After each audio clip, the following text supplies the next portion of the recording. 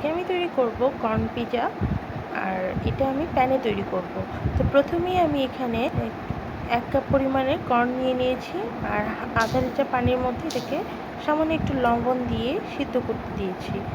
আর আমি এখন চলে এসেছি পিজার ডোটা তৈরি করতে। তো আমি এখানে 1 কাপ পরিমাণের ময়দা নিয়ে নিয়েছি, দিয়ে দিলাম 1 চা চামচ পরিমাণের ইস্ট, দিয়ে দিলাম 1 চা চামচ পরিমাণের সয়াবিন তেল, দিয়ে দিলাম 1 চামচ পরিমাণের চিনি, হাফ চামচ লবণ, আর 1 চামচ পরিমাণের গুঁড়া দুধ।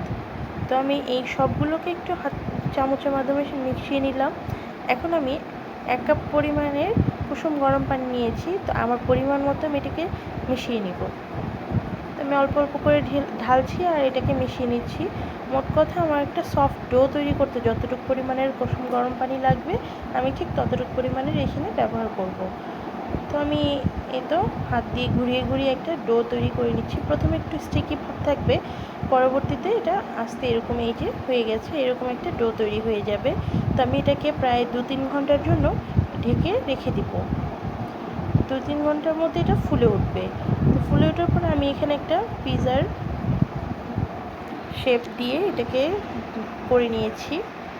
এখন আমি আমার মেইন ইনগ্রেডিয়েন্টস দেওয়া শুরু করছি। তো কর্ন পিজাটা তৈরি করার জন্য আমি এখানে পিজাটাকে আমি নিয়ে নিয়েছি রুটিটা বানিয়ে। এখানে আমি প্রায় 1 টেবিল চামচ পরিমাণের টমেটো কেচাপ দিয়ে দিলাম। এখন আমি দিয়ে দিব আমার হোমমেড মেয়োনিজ। এই মেয়োনিজটাও আমি নিজে হাতে তৈরি করা, তো এটার রেসিপি আমি কখনো এক সময় দিয়ে দিব। এখন আমি এই সসটা আর মেয়োনিজটাকে স্প্রেড করে নিচ্ছি পিজাটার উপরে। দুটোকে মিশিয়ে ভালোভাবে আমি এটা ছড়িয়ে দিচ্ছি। নর্মাল সব পিজাই কিন্তু এভাবেই করতে হয়, তো এটাও এটার ব্যতিক্রম নয়। আমি এখানে এই চামচের উল্টো দিক থেকে এটাকে ভালোভাবে সব জায়গায় ছড়িয়ে দিচ্ছি। প্রথম লেয়ারে পিজাটার উপরে যদি এভাবে মেয়োনিজ আর সসটা দেওয়া হয় তাহলে কিন্তু নিচটা ড্রাই হয় না, সফট থাকে। তো আমি এখন এখানে কিছু কুচি করা চিকেন দিয়ে দিলাম, আর ওই যে আমি সিদ্ধ করেছিলাম সেই কর্নগুলোকে আমি এখানে ছিটিয়ে দিচ্ছি। তো আমার পুরো 1 কাপ কর্ন লাগেনি, আমি আমার পরিমাণ মতো কর্ন দিয়ে দিচ্ছি। তো এখন আমি দিচ্ছি ধনেপাতা, তারপর আমি দিয়ে দিলাম কিছু চিলি ফ্লেক্স, শুকনো মরিচের গুঁড়ো, আর কিছু টমেটো কুচি। এইটা আসলে ইচ্ছা, আমার কাছে এভাবে ভালো লাগে তাই আমি দিলাম। মেইন থিং হচ্ছে কর্ন, আর উপরে আমি আবার কিছু মেয়োনিজ দিয়ে দিচ্ছি। পুরোটাকে ঢেকে দিব মেয়োনিজের মাধ্যমে। আর এই যে আমি টমেটো, ধনেপাতা, এগুলো কিন্তু আমার অপশনাল।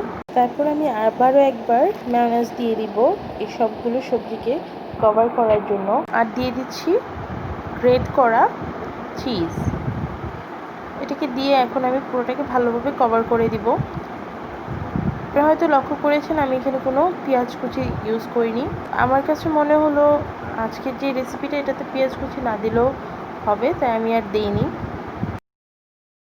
পিজাটা তৈরি করতে করতে আরেকটা কথা না বললেই নয়, আমার চ্যানেলটিকে অবশ্যই সাবস্ক্রাইব করে আমার পাশে থাকবেন, আর এতে করে আমার যত নতুন নতুন ভিডিও আছে আপনাদের কাছে সবার আগে চলে যাবে।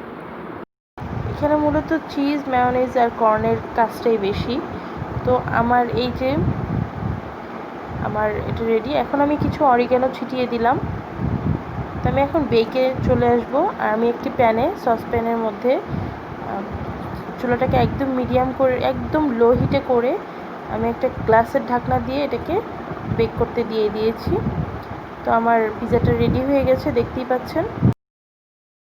আর নিচ থেকে খুব সুন্দর একটা কালার আসে, এভাবে প্যানে করলেও কিন্তু খুব সুন্দর একটা কালার আসবে। আমি উঠিয়ে নিয়েছি, এখন কেটে দেখাবো আমার পিজাটা কেমন হয়েছে। খুবই চিজি একটা ভাব চলে আসে এভাবে করলে। তো আমি এখন এটাকে কাটছি পিজা কাটারের মাধ্যমে। একদমই সফট থাকে।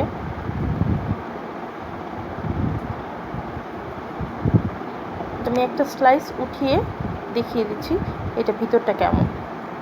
খুবই ক্রিমি একটা টেস্ট এই কর্ন পিজাটা। একবার ট্রাই করে অবশ্যই জানাবেন কেমন লাগলো। তো আমার কাছে তো ভীষণ মজা লেগেছে। তো আমার এই রেসিপিটি যদি আপনাদের ভালো লেগে থাকে তাহলে অবশ্যই ট্রাই করবেন আর সাবস্ক্রাইব করতে ভুলবেন না।